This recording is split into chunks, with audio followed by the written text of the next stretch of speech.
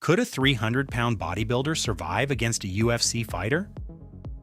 At first glance, the answer seems obvious. Most people would look at the bodybuilder and think there's absolutely no way he loses. He's bigger, he's stronger, and he looks like he was built in a laboratory. But what if I told you that many UFC fighters would actually be heavily favored to win that fight?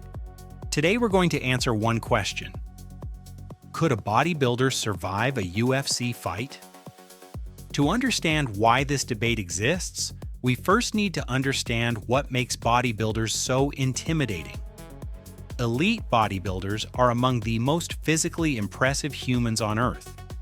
Many weigh between 250 and 300 pounds while maintaining extremely low body fat. Their muscles are massive. Their strength is incredible. And standing next to the average person, they look almost superhuman. Now imagine putting one of those athletes inside a cage with a UFC fighter. It's easy to see why so many people instantly pick the bodybuilder. After all, size matters, strength matters, and power matters.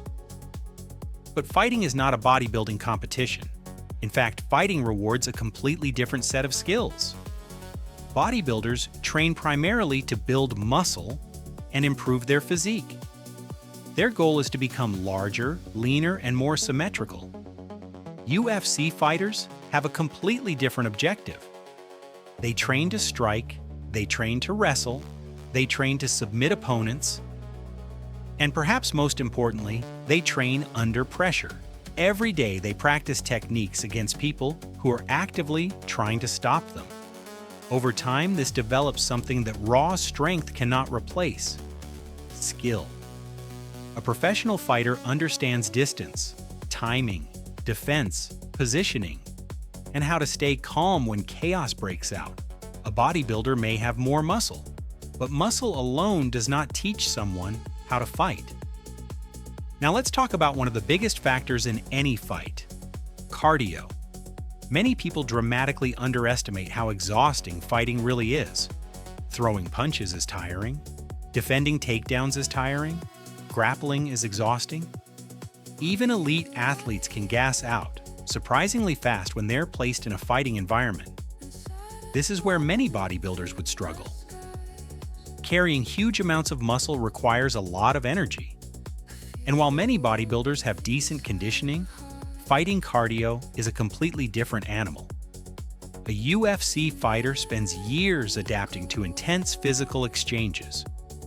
A bodybuilder who has never trained combat sports may find himself exhausted within minutes. And once fatigue sets in, everything becomes harder. Punches become slower. Reaction time drops. And mistakes become much more common. Of course, that doesn't mean the bodybuilder is helpless. Far from it.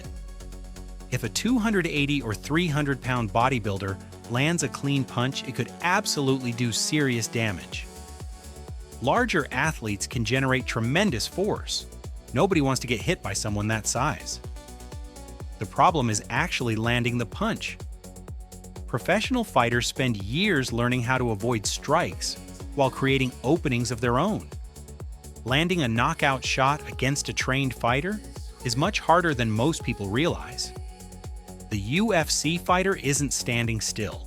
He's moving, defending, countering, and constantly looking for weaknesses. This brings us to another important question. What if the bodybuilder is significantly larger than the fighter? Surely there has to be a point where size becomes overwhelming. And that's a fair argument. Weight classes exist for a reason. A huge size advantage can absolutely matter. But history has repeatedly shown that trained fighters can defeat much larger opponents. Why? Because technique often beats raw physical ability.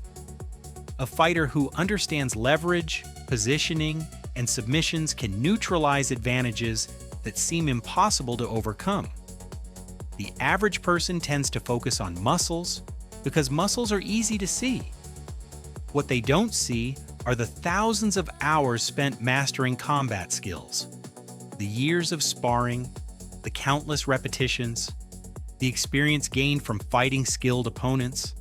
That's the hidden advantage that professional fighters possess. So could a bodybuilder survive a UFC fight? Sure. For a short period of time, absolutely. Could they land a punch? Definitely. Could they beat an average untrained person? Most likely. But against a professional UFC fighter, the odds would strongly favor the fighter. Not because muscle is useless, but because fighting is a skill. And skills developed over thousands of hours tend to beat physical advantages alone. The bodybuilder has the body. The UFC fighter has the tools. And in a fight, those tools are usually what matter most. But what do you think? Could an elite bodybuilder defeat a professional UFC fighter? Or does skill always beat size and strength? Let me know in the comments.